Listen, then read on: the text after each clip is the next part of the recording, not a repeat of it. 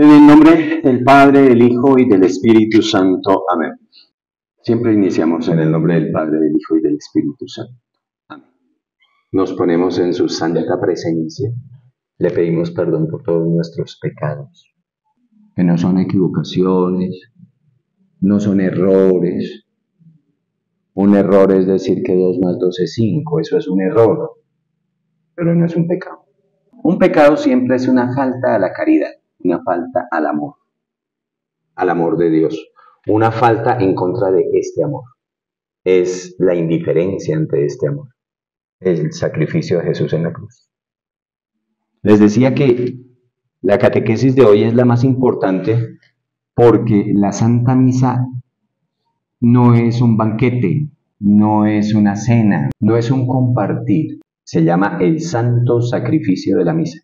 Porque en cada misa lo que celebramos es la muerte de Jesús en la cruz. Vamos a eso, a mirar y a contemplar la muerte de Jesús en la cruz.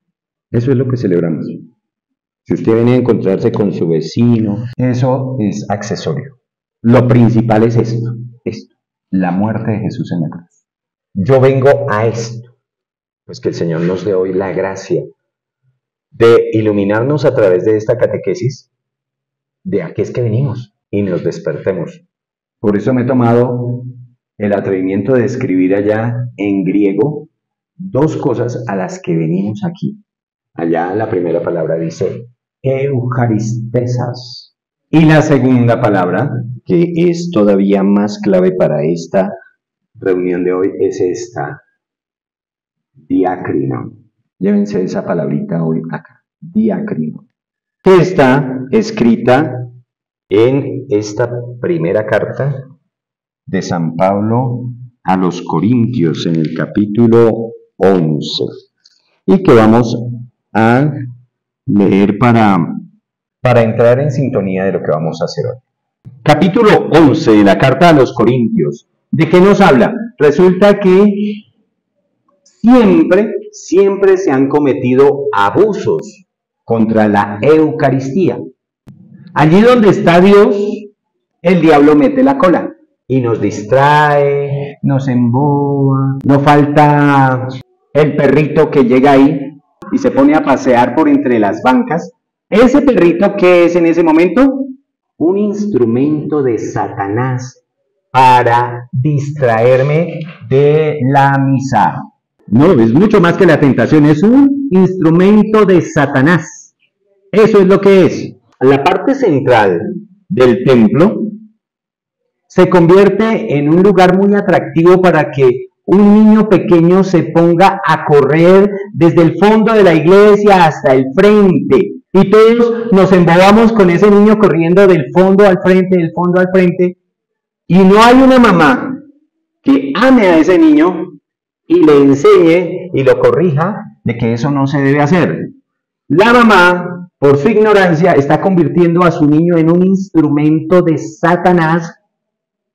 No estoy diciendo que el niño sea Satanás, un instrumento de Satanás para distraer aquello de lo que debo estar pendiente. Diácrino, discernir, darme cuenta, caer en la cuenta de dónde estoy metido. Un fotógrafo que coja a los niños el día de su primera comunión y el niño vaya muy piadoso a recibir la primera comunión con sus manitas puestas y el papá o la mamá o el papá, ¡ey! ¡Mira la cámara, mi amor, que te voy a tomar la foto! Ese papá, ese fotógrafo es un instrumento de Satanás para distraer, para acabar con este diacrinón que debe estar reinando en ese momento. Cualquier cosa que nos saque de la celebración de la Eucaristía en ese momento es un instrumento de Satanás para distraer. En eso se convierte. Uno en misa debe estar en misa. No debe estar en ninguna otra cosa, en misa. Entonces, siempre han habido abusos litúrgicos. Siempre. Desde las épocas de San Pablo. Si vamos a leer esto que vamos a leer hoy, que es palabra de Dios dentro de este espacio de oración que estamos teniendo, nos vamos a dar cuenta que no era muy diferente de la época de San Pablo y que San Pablo también jalaba orejas a toda su gente desde esas épocas, porque estaban en otro cuento. Mire lo que pasaba, cómo era una misa en las épocas de San Pablo. Vamos a Primera de Corintios y vamos a ver cómo San Pablo está jalando orejas. Capítulo 11 de la primera carta de San Pablo a los Corintios dice así, empieza con una pericopa que se llama abusos. Ya, el solo título nos habla de lo que estaba pasando. Dice, al escribirles lo que sigue, no puedo felicitarlos, pues parece que en sus reuniones les hacen daño, que esas reuniones que tienen, pues, o sea, de la Santa Misa, que la llamaban la fracción del pan, dicen, les hacen daño en vez de hacerles bien. En primer lugar, se me ha dicho que cuando la comunidad se reúne hay divisiones entre ustedes. Y en parte creo que esto es verdad. No cabe duda de que ustedes tienen que dividirse en partidos para que se conozca el valor de cada uno. El resultado de esas divisiones es que la cena que ustedes toman en sus reuniones ya no es realmente la cena del Señor. Porque a la hora de comer cada uno se adelanta a tomar su propia cena. Entonces, como sabían que era la cena del Señor, cada uno llevaba su comida debajo del brazo. Y esto es familia. Y es como si dijeran a la 1, a las 2 y a las 3, todos a comer. Cada uno sacaba su pedazo y comía. Porque era una cena.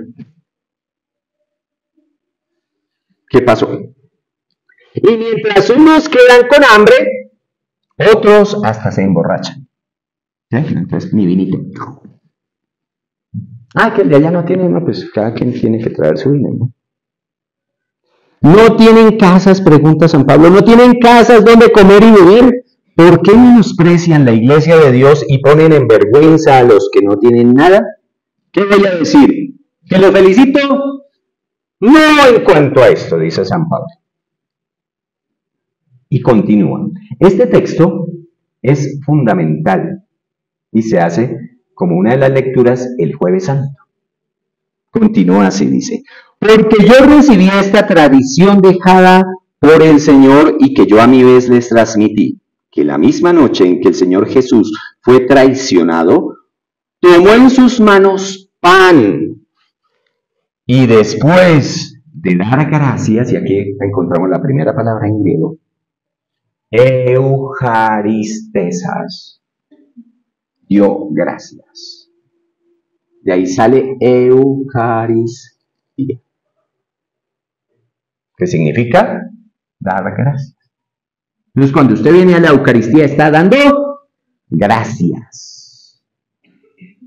Jesús dio gracias. Y después de dar gracias, lo partió. Por eso, la misa en esas épocas no se llamaba misa, se llamaba la fracción del pan. Y aún hoy ocurre la fracción del pan. Pero ¿qué pasa en el momento de la fracción del pan? Ocurre una desgracia. Porque yo no podría llamarlo de otra manera. Ocurre una desgracia. Y es que mientras el Padre está haciendo la fracción del pan, en ese momento, paralelamente a todo está, la paz sea contigo, la paz, y corremos a darnos la paz. Y por correr a darnos la paz, nos estamos perdiendo la fracción del pan. Y ya vamos a ver ahorita qué pasa en la fracción del pan. ¿Y por qué no debe estar corriendo? Otros aprovechan el canto de Cordero de Dios que quitas el pecado, no sé qué, para sentarse. ¿Sí? Se cansó de dar la paz y entonces se sienta. No sabemos participar en misa. Después de dar gracias a Dios, lo partió y dijo, esto es mi cuerpo. El pan. Esto es mi cuerpo. Que muera en favor de ustedes. Hagan esto en memoria de mí. Así también, después de la cena, tomó en sus manos la copa y dijo: esta copa es la nueva alianza confirmada con mi sangre. Cada vez que beban, háganlo en memoria de mí. De manera que, hasta que venga el Señor, ustedes proclaman su muerte cada vez que comen este pan y beben de esta copa. Proclaman su muerte. A eso venimos a misa, a proclamar la muerte del Señor, no a ser amigos.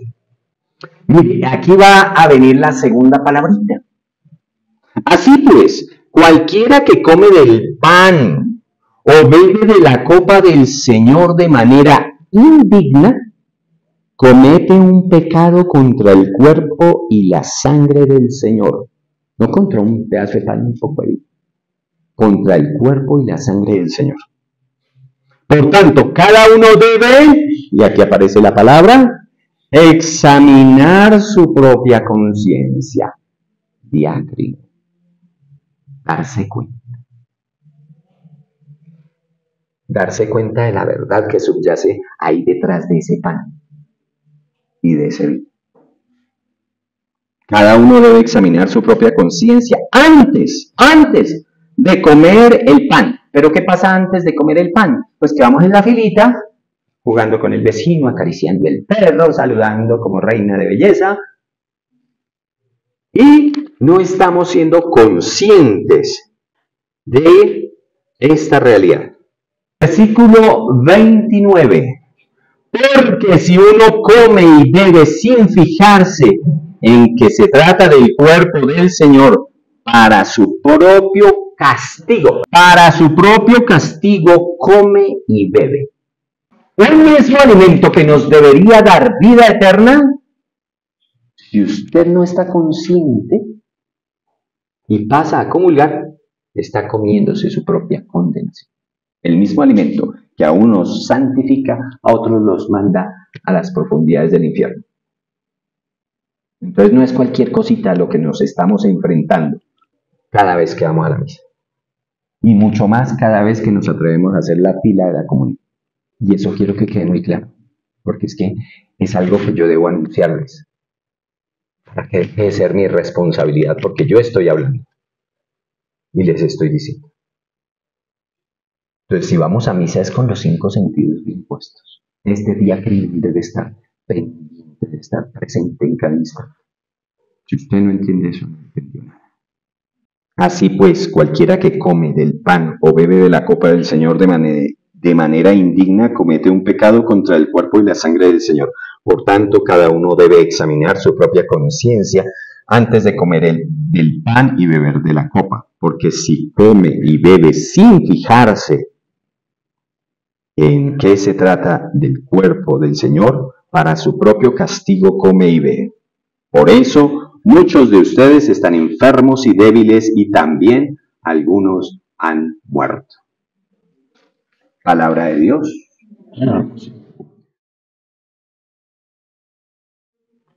Que va a doblar, se debe doblar así. Que sirve para limpiar el cáliz después. Purificador. Este otro, que es el primero que pone, esto sería el equivalente al mantel. Este otro que va doblado así, el corporal, bien, el corporal pues va encima del mantel, y el purificador, pues el sacerdote lo deja a un lado porque va a ser para limpiar después el cáliz, hacer la limpieza, y esta tapita, un cubre cáliz, porque sirve para cubrir el cáliz. ¿Listo? Vamos a hacer aquí la secuencia de esta parte de la misa para que ustedes se den cuenta. El padre usa un misal. ¿Sí? En el misal, ¿qué dice?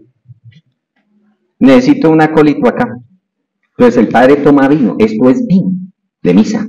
Y entonces se deposita, ¿qué se deposita? El vino en el cáliz. ¿Qué representa el vino?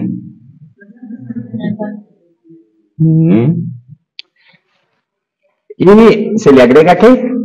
Agua. Aquí tenemos agua, pero el agua, poquita, unas gotas, ¿no? ¿Qué representa el agua disuelta en el vino? Pues que Dios pone su sangre, y nosotros nuestro esfuerzo, nuestro trabajo, nuestra dedicación. Una gotica. Entonces ya tenemos la fórmula ahí. Cuando han preparado esto, entonces este momento de la liturgia se llama la preparación de los dones. El Padre toma esto, pero como el coro está cantando, entonces no nos enteramos qué es lo que dice el Padre. El Padre da gracias, ¿cierto? Y dice así: bendito sea, Señor, Dios del universo, por este pan, fruto de la tierra y del trabajo del hombre, que recibimos de tu generosidad y que ahora te presentamos. Él será para nosotros pan de vida. Si no hay coro que cante, el Padre debe decir eso en voz alta, y todos contestamos: bendito seas por siempre, Señor. Y lo deposita ahí, en la patena. ¿Sí? Después, toma el vino y dice: bendito seas, Señor Dios del universo, por este vino, fruto de la vid y del trabajo del hombre, que recibimos de tu generosidad y que ahora te presentamos. Él será para nosotros bebida de salvación. Y decimos: bendito seas por siempre, Señor. Oren, hermanos, para que este sacrificio mío y de ustedes sea agradable a Dios Padre Todopoderoso. Y decimos todos, ¿qué? El Señor reciba de tus manos este sacrificio para alabanza y gloria de su nombre, para nuestro bien y el de toda su santa iglesia. Démonos cuenta que ya no sabemos participar en misa. Después empieza lo que se llama la plegaria eucarística, es decir, el momento en que el vino y el pan se convierten en el cuerpo y la sangre de Cristo. ¿Y eso cómo pasa? La transubstanciación, el cambio de sustancia. El sacerdote dice: el Señor esté con ustedes. ¿Ustedes dicen? Exactamente. Levantemos el corazón. Demos gracias al Señor nuestro Dios. Vamos a escoger, por ejemplo, dice prefacio del 6º domingo. En verdad es justo y necesario, es nuestro deber y salvación, darte gracias siempre y en todo lugar. ¿Darte qué? Gracias, Eucaristes. Siempre y en todo lugar. Señor, Padre Santo, Dios omnipotente y eterno, en quien vivimos, nos movemos y existimos, y todavía peregrinos en este mundo, no solo experimentamos las pruebas cotidianas de tu amor, sino que poseemos ya en prenda la eternidad. Porque al tener las primicias del Espíritu, por quien resucitaste a Jesús de entre los muertos, esperamos disfrutar eternamente del misterio pascual. Por eso, unidos a todos los ángeles, te alabamos y te aclamamos, llenos de alegría, diciendo, ¿qué? ¿Qué es lo que decimos? Santo, santo, santo es el Señor. Después dice, santo eres en verdad, Señor, fuente de toda santidad. Entonces aquí viene la parte central donde esto que es pan y vino se transforma en el cuerpo y la sangre del Señor. Párenle horas, para que allá en misa estemos pilas. Santo eres en verdad, Señor, fuente de toda santidad. Por eso te pedimos que santifiques estos dones con la efusión de tu Espíritu Santo. ¿Quién es el que transforma estos dones en el cuerpo y la sangre del Señor? El Espíritu Santo. Lo está diciendo ahí. De manera que se conviertan para nosotros en cuerpo y sangre. Y en ese momento el Padre le echa la bendición a las ofrendas. Todos y cada uno de los gestos, todas y cada una de las palabras que el sacerdote pronuncia tienen su razón de ser. Ahí no hay propagandas, no hay momento para distracciones. No se puede estar acariciando el perro, ni estar corriendo detrás del niño. Estamos en lo que estamos. El cuerpo y la sangre de Jesucristo nuestro Señor, el cual, al ser entregado a su pasión voluntariamente aceptada, Él fue a la pasión voluntariamente. Este es otro dato importante, voluntariamente. ¿Por qué se habla del Cordero Pascual? ¿Y qué características debía tener ese Cordero Pascual? Si uno va al libro del Éxodo, cuando sacrificaron el primer Cordero Pascual, están las características de ese Cordero Pascual. ¿Qué debería hacer? Macho, de 1 año, cordero o cabrito, pero macho y de 1 año de edad. ¿Para qué? Lo tenían que asar para comérselo. Porque si es macho y de 1 año, ¿la carne es más blandita? No. No es porque la carne sea más blandita. Es porque un cordero grande, adulto, cuando lo llevan al matadero, siente el olor de la sangre de los otros y se echa para atrás. No quiere ir para allá. Y aquí dice que este cordero pascual fue voluntariamente. Un cordero bebé de 1 año todavía no sabe eso y va voluntariamente al sacrificio. En eso se parece el cordero pascual a este cordero pascual. Voluntariamente. Súper importante eso.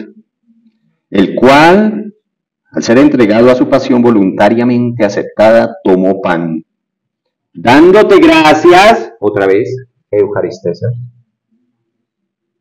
lo partió y lo dio a sus discípulos diciendo, a pesar de que ahí dice lo partió, el Padre no hace esto.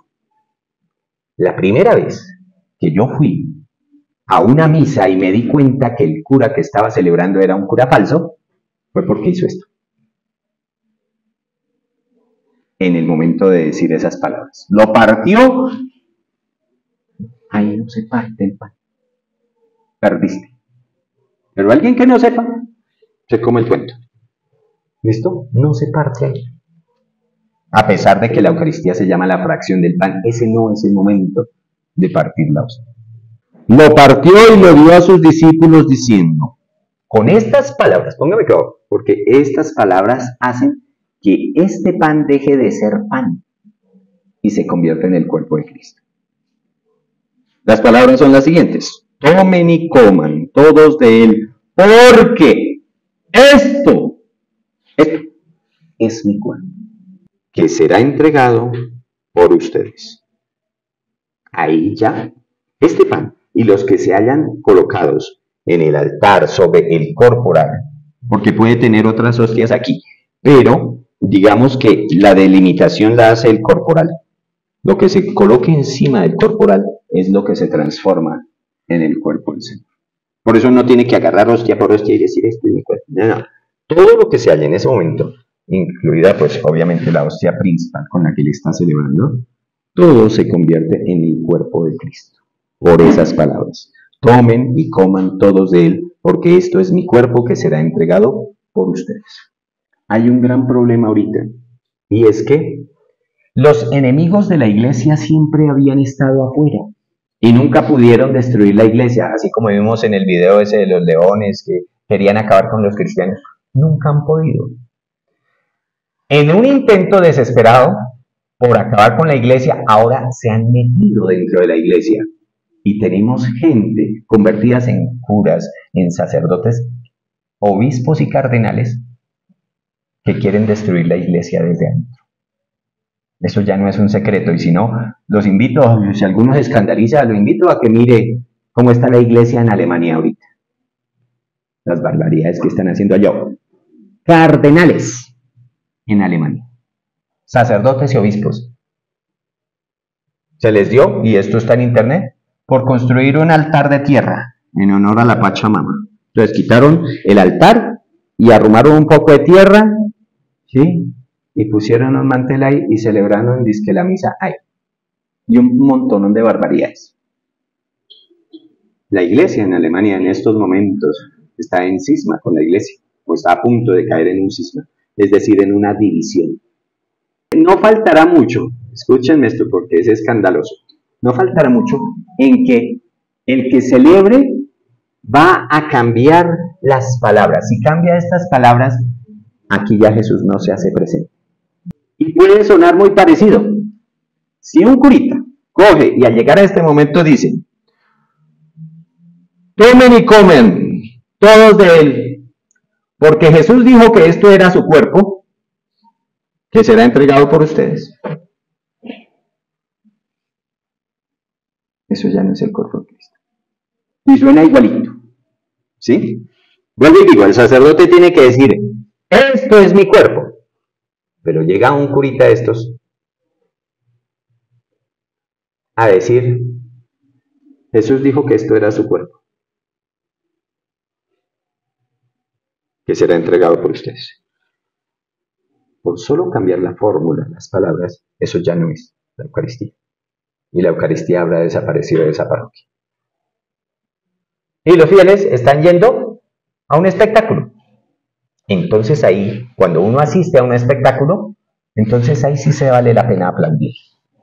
Pero si uno no está asistiendo a un espectáculo, sino a la muerte de Jesucristo, entonces uno no aplaude. Pero le hemos copiado a los evangélicos la manía de aplaudir. Bien, ¿qué pasa? Esto ya es el cuerpo de Cristo. Falta la sangre. Ok, dice así. Del mismo modo, acabada la cena, tomó el cáliz, dando gracias te bendijo y lo dio a sus discípulos, diciendo, tomen y beban todos de él. O sea, es una invitación a que todos beban de él. Porque este es el cáliz de mi sangre. Este es el cáliz de mi sangre. O sea, si lo pudiéramos resumir, diría, este es el cáliz de mi sangre. Un curita que quiera dañar la consagración va a decir, Jesús dijo que esto era el cáliz de su sangre. Y ustedes dicen, bueno. Y no se dan cuenta que allá no está Dios solo por eso. Este es el cáliz de mi sangre, sangre de la alianza nueva y eterna, que será derramada por ustedes y por muchos. Por ustedes y por muchos, no dice por todos.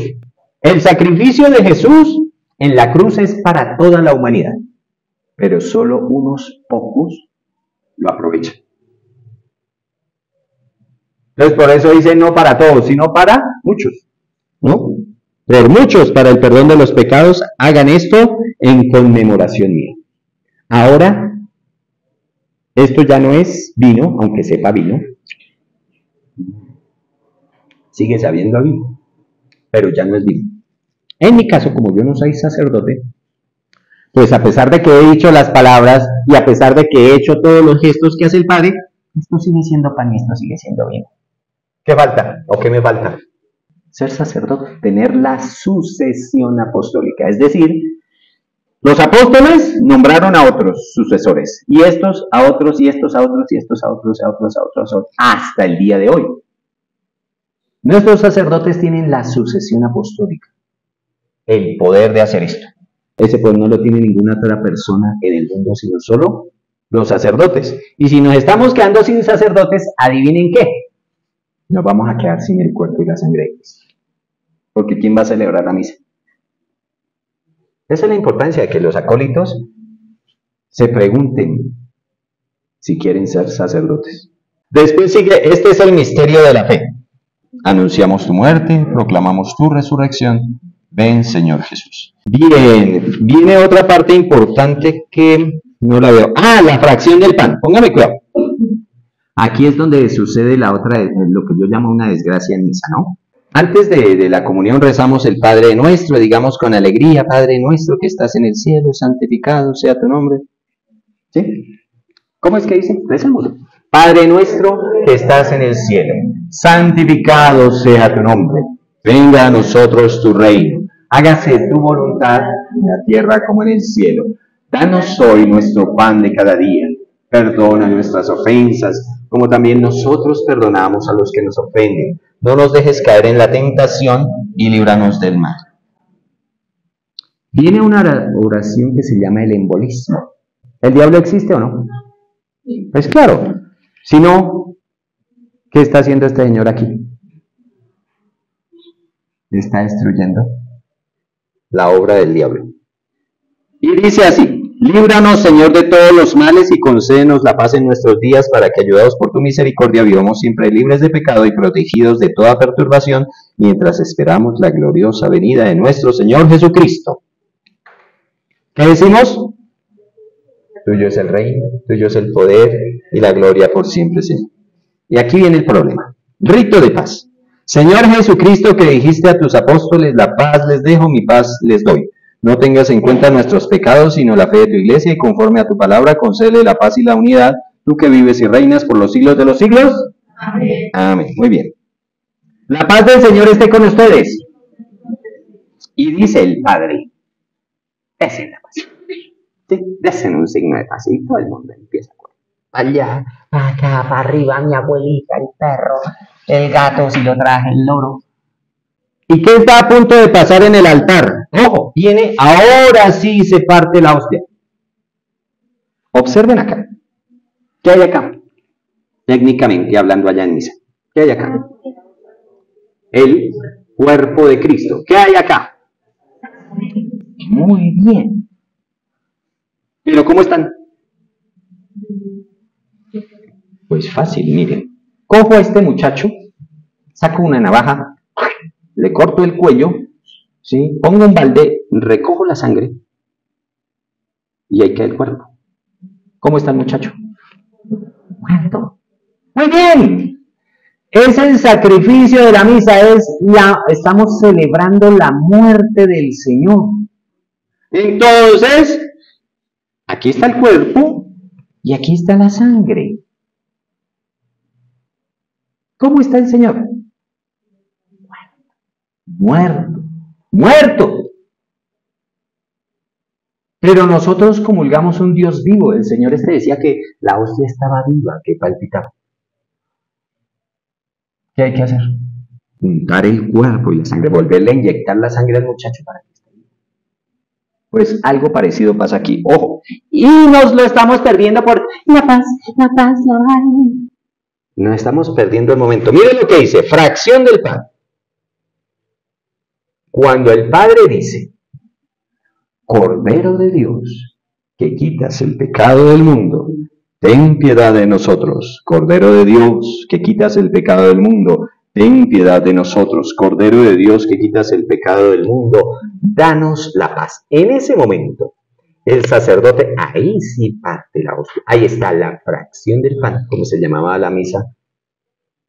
La fracción del pan. Ahí sí, hasta ese momento lo parte. Y como todo el mundo está corriendo, no se dan cuenta que el Padre toma una partecita de la hostia y la deposita en el cáliz. Eso tiene un nombre técnico que se llama la comixtio. Y es eso. El cuerpo y la sangre vuelven a estar juntos.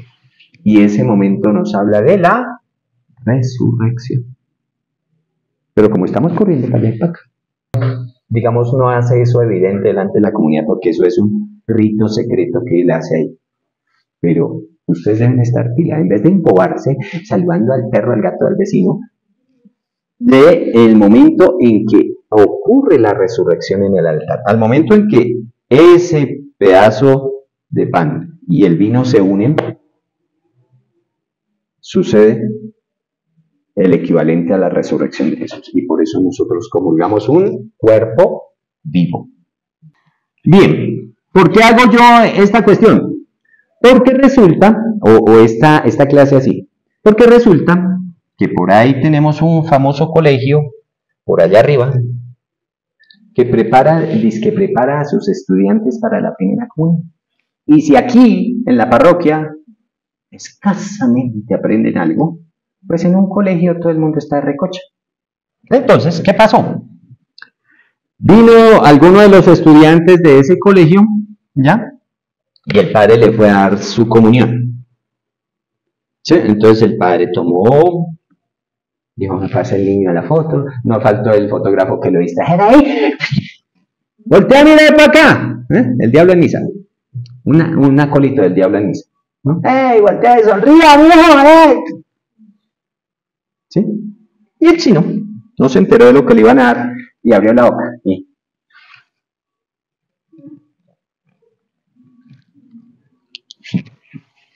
no le provoca escupirla. ¿Qué opinan de eso?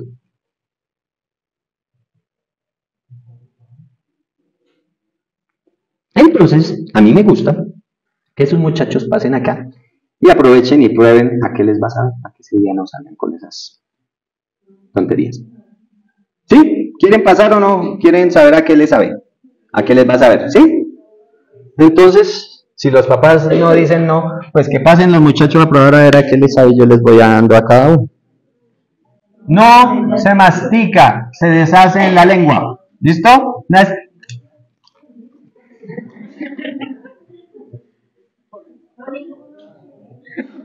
Claro, pasen. Todos van a pasar. Por este ladito. Y van a saber, para que ese día sepan, les va a saber igual. ¿Listo? Porque eso es digno de misa. Entonces, recibe una comunión y va y hace ¿qué? Oración. Porque tiene a Jesús ahí. Es un momento de hablar. Es un momento de intimidad. Es un momento de darle gracias. ¿Muy terrible? ¿Supo feo? No, entonces, por favor, ese día no vayan a hacer shows. ¿Qué más hay que tener en cuenta? ¿Por qué no es bueno recibir la hostia en la mano? Porque quedan partículas. ¿Ya?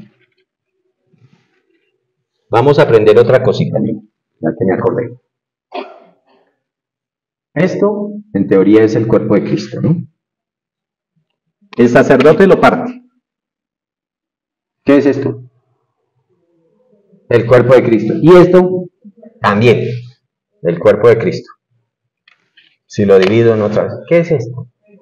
Y esto. Entonces, ojo, con creer que si yo lo partí, aquí quedó una orejita, aquí quedó un piecito, aquí quedó una manito.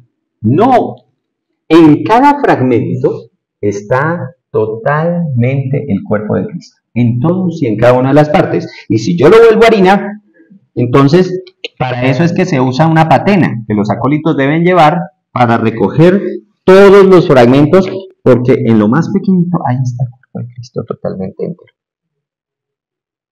Y si se caen al piso, y lo pisoteamos, todo esto se debe recoger porque el Padre después va a reunir todo allá en el cáliz. No se debe perder nada, porque cada uno de esos fragmentos. Entonces, sí hay razón de ser de cuidar. Y porque en la mano se me puede quedar algún fragmento. ¿Ve? Hay otros que no faltan. ¿Sí? Entonces, por eso es mejor, y lo mandado por la iglesia es que uno reciba en la boca. El cuerpo y la sangre ya quedaron vivos, resucitados por el momento de la comixtión, que es la reunión que hace el Padre del cuerpo y la sangre en el cáliz. Entonces, ay, es que a mí no me dieron el vino, entonces no recibí el cuerpo de Cristo, ¿cierto o falso? Falso, ¿por qué?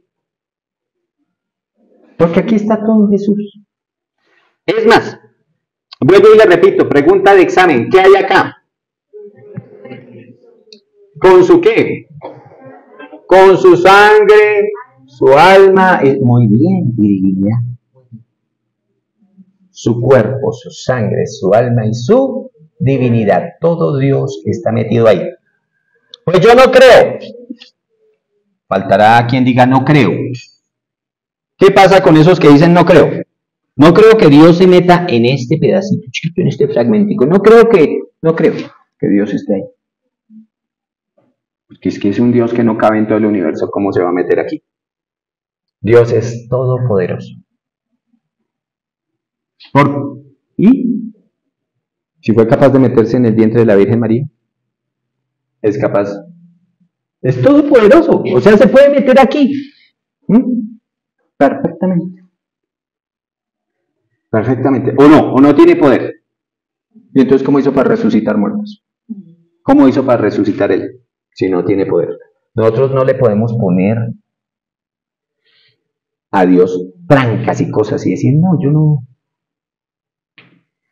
Pero es que ese cura, yo sé quién es ese cura es homosexual, ese cura es ladrón, ese cura, yo no creo que ese cura sea capaz de convertir eso en el cuerpo y la sangre del Señor.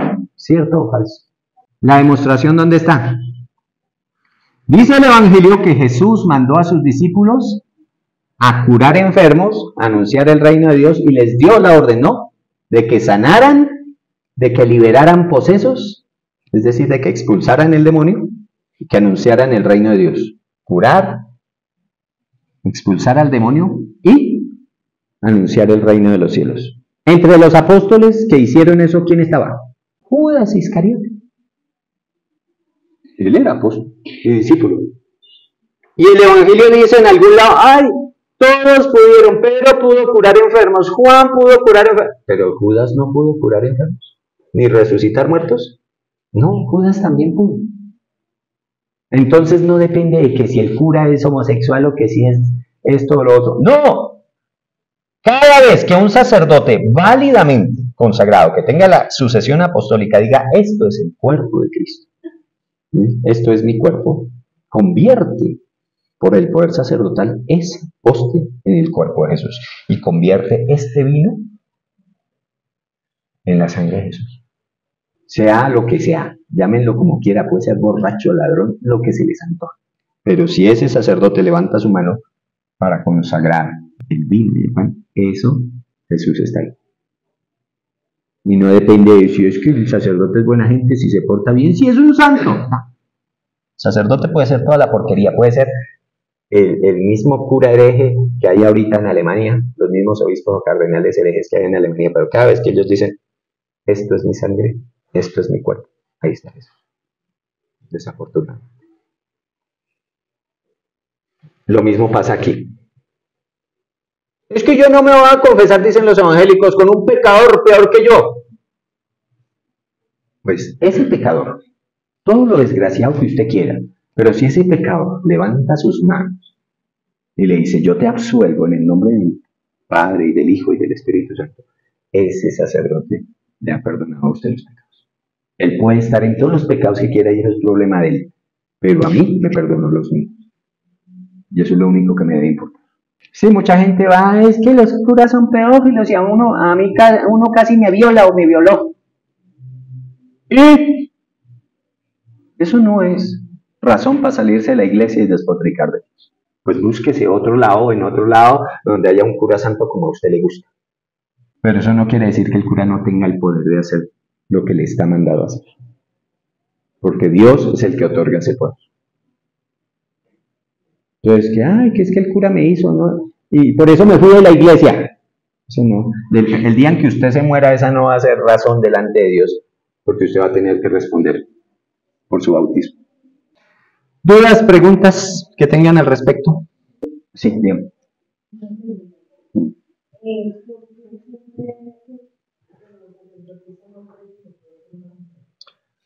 Porque fue decisión de Jesús. ¿Quién más que la Virgen María tenía derecho a ser sacerdote en caso de que Jesús hubiera escogido mujeres? Y la Virgen María estaba ahí, en la última cena. No con los discípulos, sino en un ladito aparte. Pero ahí estaba. Y él más, sin embargo, solo nombró. ¿Por qué?